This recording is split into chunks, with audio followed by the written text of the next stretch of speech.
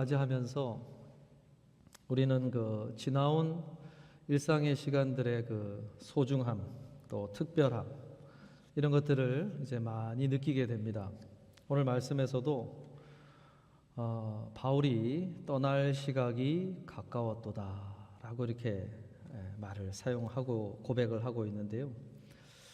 이 말을 가만히 보면은 그런 시간을 나타내는 두 헬라어 단어 중에 카이로스라는 말을 여기서 시각이라는 말을 표현을 할 때 사용을 했습니다. 헬라어에는 두 가지 시간을 나타내는 단어가 있지요. 크로노스와 카이로스라는 단어가 있습니다. 크로노스는 시계가 알려주는 시간을 말하는 거예요. 그냥 기계적으로 흘러가는 시간을 말할 때 크로노스라는 말을 쓰고, 카이로스라는 말은 특별한 의미를 갖는 순간, 아주 주관적이고 성경에서는 하나님이 개입하시고 섭리하시고 이끄셔서 만들어내는 어떤 시간, 순간, 이런 것을 나타낼 때 그런 말을 씁니다. 바울은 자신이 마주한 자기가 떠나야 될 그 시간을 하나님이 개입하셔서 자신의 인생을 끝마치게 하시는 그런 특별한 순간이 지금 자기에게 다가오고 있다라고 이렇게 표현을 하고 있어요. 특별히 떠나야 될 시간이라고 했는데, 여러분, 떠난다고 하는 것은 출발한다라는 뜻입니다. 출발한다. 부정적인 의미가 아니에요. 희망에 차 있고 뭔가 이제 펼쳐질 새로운 삶을 향하여 출발하는 그런 시간이 다가오고 있다라고 이렇게 표현을 했습니다. 영원한 삶으로 들어가는 새로운 삶이 시작되는 순간, 그 순간을 표현을 하고 있어요. 여러분, 그리스도인이 일반인과 다른 특별함은 어디서 나타나느냐? 고통을 마주할 때, 고난을 마주할 때, 특별히 죽음을 마주할 때, 거기서 그리스도인과 그렇지 않은 비그리스도인이 어떤 차이가 있는지 거기서 생겨나는 거예요. 왜요? 오늘 바울이 소개하는 것처럼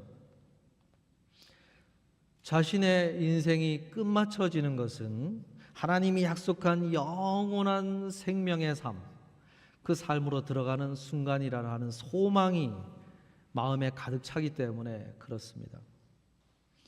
여러분, 한 해를 시작하고 마치는 것은 우리의 인생을 시작하고 마치는 것의 작은 압축판이라고 제가 말씀을 드렸지요. 연말은 우리 인생의 끝을 마주하는 것과 같은 의미를 갖는다고 할 수가 있어요. 그런 면에서 이 바울과 같이 이 연말에는 우리가 무엇을 기억해야 되냐면, 하나님께서 우리에게 주신 그런 어떤 카이로스의 시간들, 특별한 의미를 갖는 시간들, 그런 순간들, 그런 것들이 한 해를 지나오면서 무엇이 있었나 하고 생각해보며 그것이 안겨주는 그런 소망을 마음에 가득 채우고 이 연말을 보내야 된다고 할 수가 있습니다. 여러분, 2017년도 12월 15일에 미국의 영향력 있는 개혁주의 신학자이자 목회자인 로버트 찰스 스프롤 목사님이 계세요. 그분이 78세의 나이로 17년도에 이제 죽음을 맞고 소천을 했습니다. 이분이 1989년도에 Surprised by Suffering이라고 하는 책을 하나 내게 되는데, 거기에 죽음과 고통의 의미에 대해서 많은 묵상을 실어놓고 있어요. 거기서 그는 10대 시절에 자신의 경험을 소개를 합니다. 15살부터 17살까지 3년간 자신의 아버지의 마지막 인생 3년을 그 옆에서 병간호를 하면서 같이 보낸 그 기억을 회상을 하는 모습을 소개해요. 그때 아버지의 모습을 이렇게 소개하고 있어요. 아버지는 당시 3차례의 발작으로 움직임이 부자연스러웠고 얼굴 한쪽은 마비로 일그러져 있었고 왼쪽 눈과 입술은 계속 떨리는 상태였습니다. 말하는 것도 어눌하게 말을 하는 상태였습니다. 그래요. 한 3차례에 걸쳐서 뇌출혈이 있었고, 그런 것으로 인해서 모든 신체 기능이 거의 정상인으로 살아가기는 힘들 정도로 망가져 있는 그런 아버지를 어린 10대 청소년 시기에 아들로서 보살피고 옆에서 심부름을 하는 그런 시간을 가졌다는 거예요. 그러면서 어느 날 아버지가 바닥에 쓰러져 있는 것을 발견을 하고 네 번째 뇌출혈이 온 것이죠.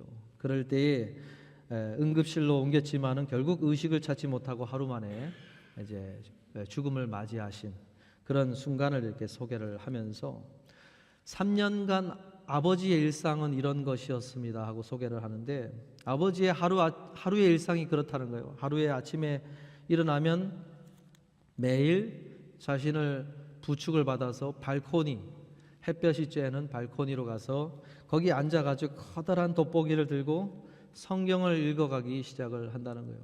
그러다가 하루 종일 거기 계시다가 저녁이 되면은 집안에 이제 식탁이 있는 식탁 의자로 옮겨달라고 부탁을 하셔서 그리로 옮겨가면 거기서 또 성경 말씀을 읽어가기 시작을 한다는 거예요.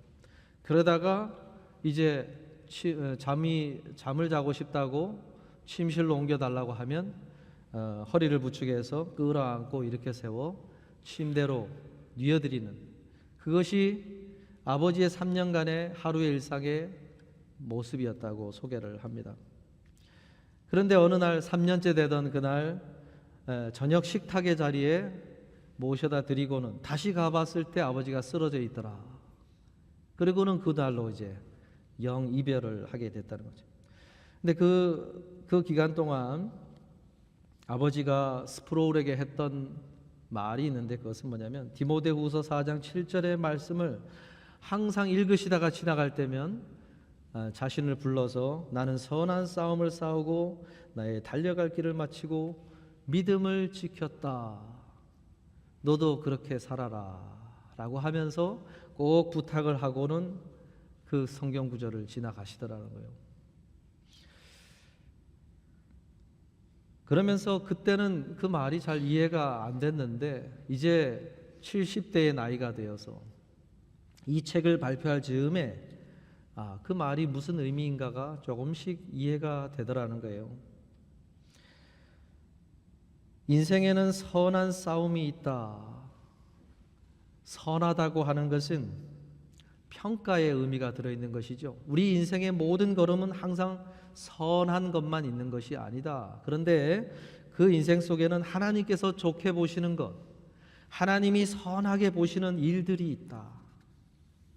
그런 것을 선택을 하고 열심히 그것을 삶 속에서 이뤄내기 위해서 걸어가려고 하면 싸움이 있다.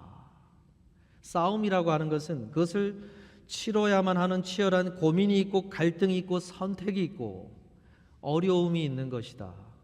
그런데 아버지, 그 스프롤의 아버지는 나는 그것을 선택하려고 했고 이루어드리려고 했고 그걸 위해서 치열하게 고민하며 노력하며 걸어왔다라고 아들에게 이야기하면서 너도 그렇게 살아라 라고 이야기를 해줬다는 거예요.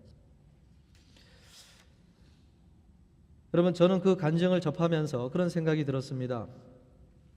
선한 싸움을 싸우는 그러한 길을 걸어가고 그리고 마지막 순간까지 그것을 지켜가는 삶을 걸어온 사람들에게 특징이 있다고 한다면은 그것은 조금씩 다를지는 몰라도 적어도 그런 걸음을 걸어온 사람들이라고 한다면 그의 삶 속에 만들어진 삶의 일상이 있을 것이다라는 것이죠. 그 아버지가 마지막 3년간 그 아들 앞에서 보인 일상 중에 그 보였던 일상이 무엇입니까? 바로 하나님의 말씀을 가까이 하는 시간들이 그 마지막 모든 일상의 대부분을 차지하고 있더라는 것이죠. 여러분, 오늘 경건 생활에 대해서 시상식을 했습니다. 그런데 단언하기를 이 경건 생활의 삶을 갖고 가는 분들 중에 나중에 이 스프롤의 아버지와 같은 그런 고백을 하실 분이 나올 가능성이 크다는 거예요. 나는 선한 싸움을 싸우고 믿음을 지켰다. 왜요?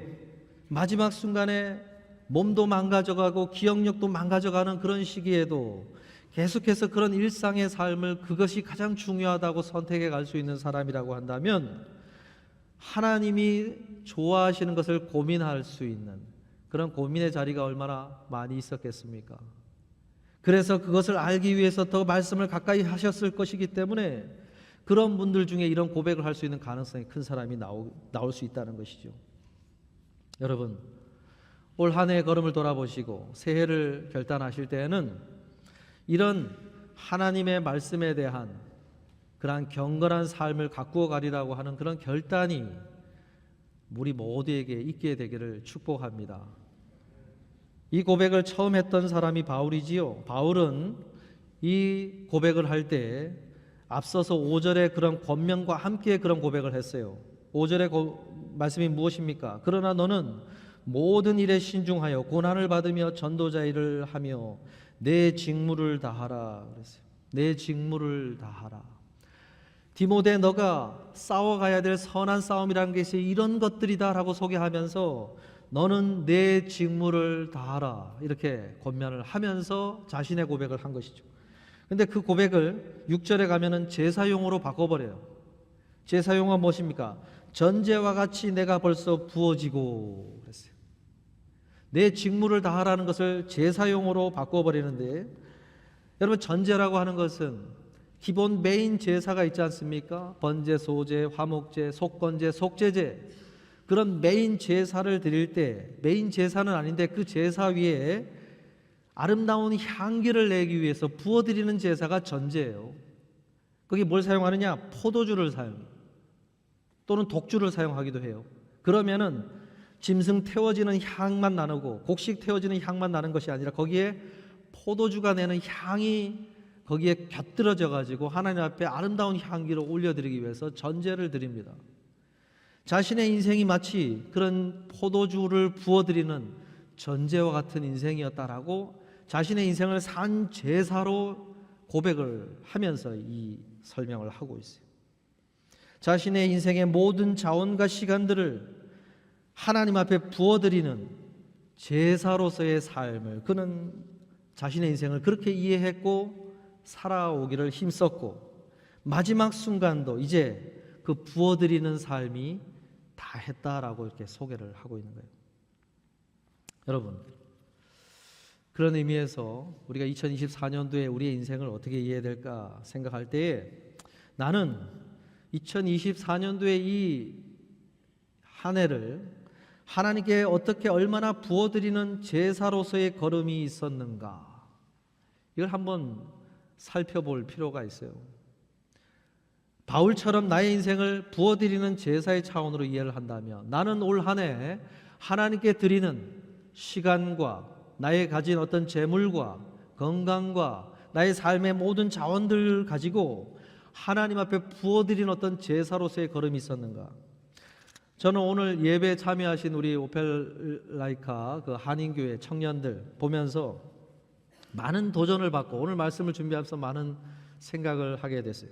여러분, 청년의 때에 이 연말 시간을 이 선교를 위해서 드린다는 것은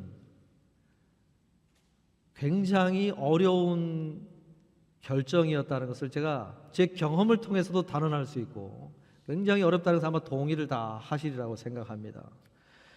여러분, 청년의 때에 이렇게 드린 시간은 어떤 의미를 갖느냐? 하나님께 드리는 제사로서의 의미가 있는 것입니다. 이 시간을 바울처럼 부어드린 거예요.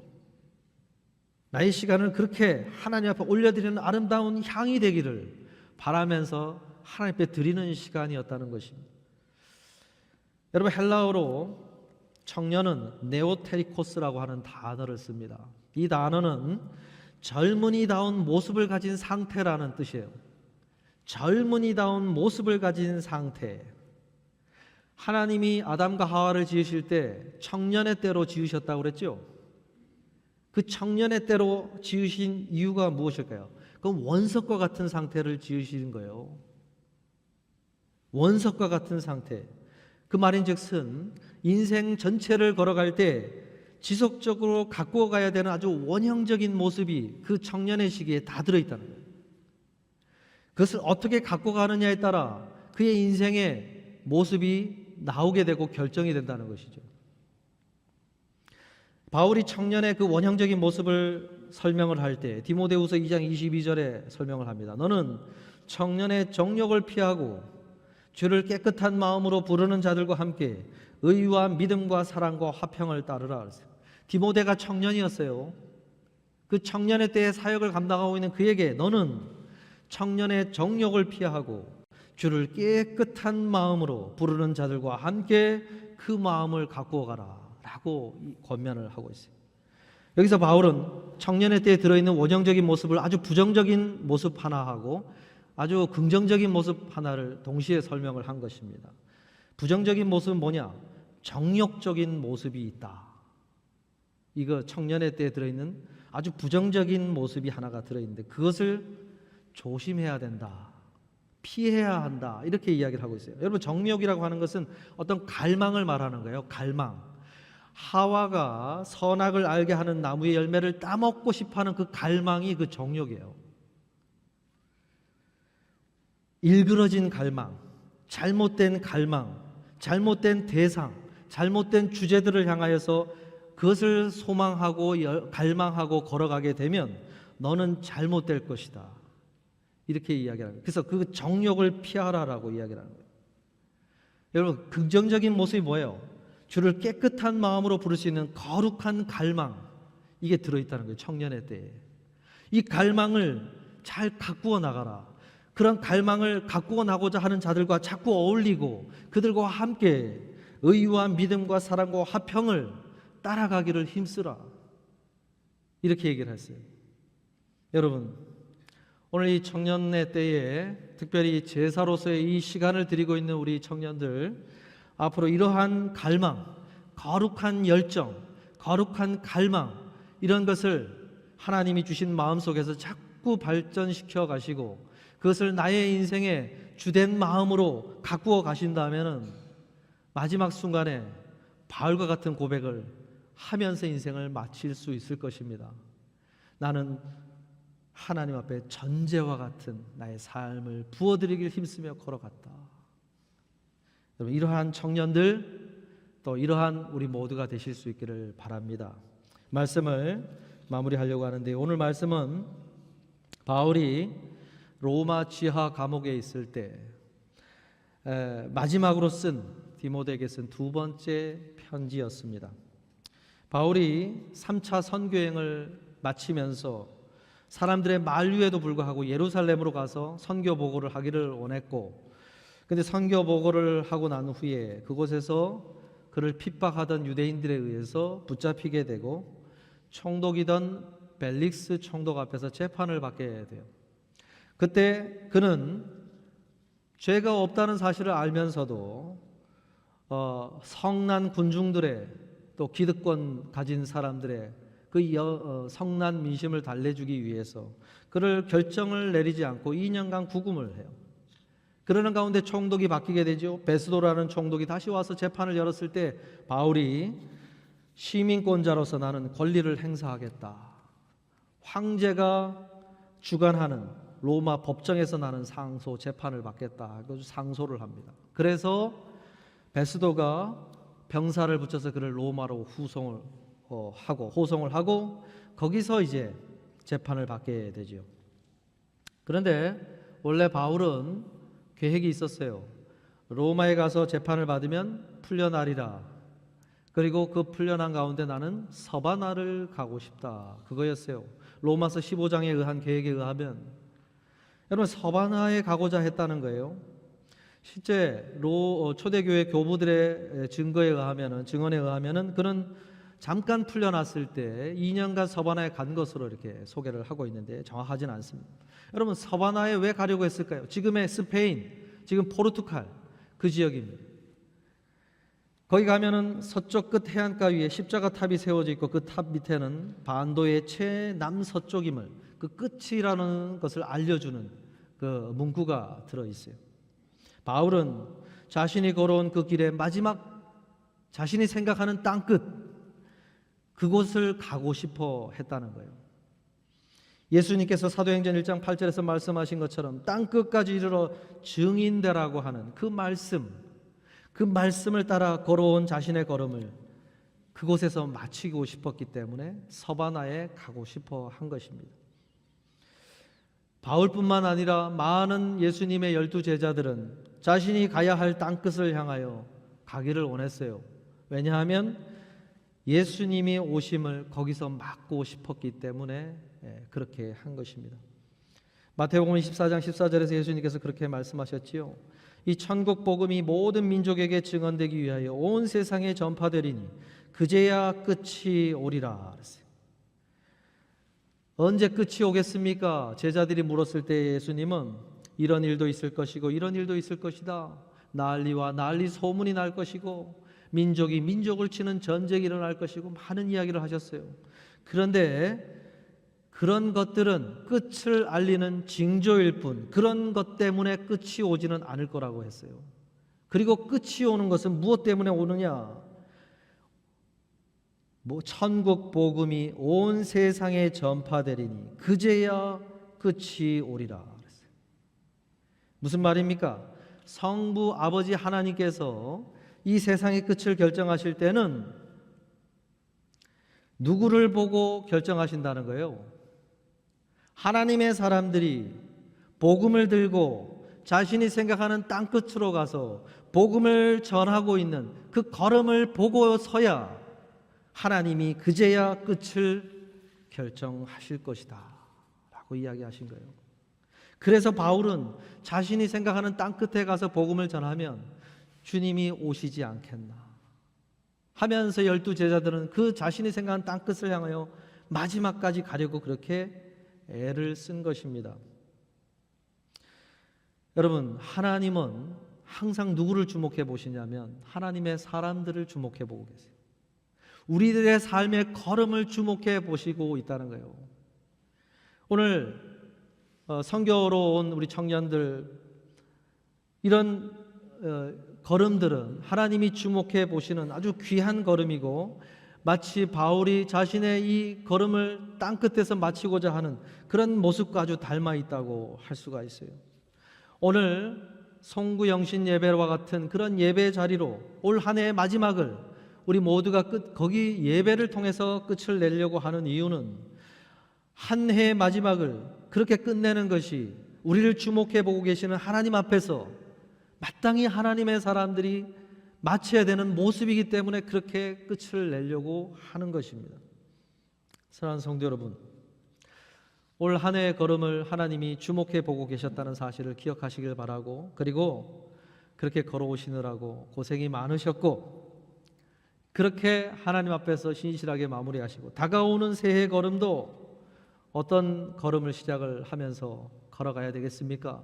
나를 바라보시면서 이 세상의 모든 역사를 언제 끝낼까 고민하고 계시는 그 주님 앞에서 나의 땅끝, 내가 하나님 앞에서 디뎌야 될 그 끝을 향하여 걸어가시고 그렇게 걸어가리라 다짐하며 새해를 시작하시고 걸어가신다면 하나님께서 그 걸음 하나하나를 통해서 웃으시고 기뻐하시고 즐거워하시는 그러한 하나님 나라의 하나님의 그런 모습들이 펼쳐지리라고 믿습니다. 새해에도 여러분 그렇게 함께 걸어가시는 저와 여러분 되시기를 주님의 이름으로 축복하고 부탁을 드립니다.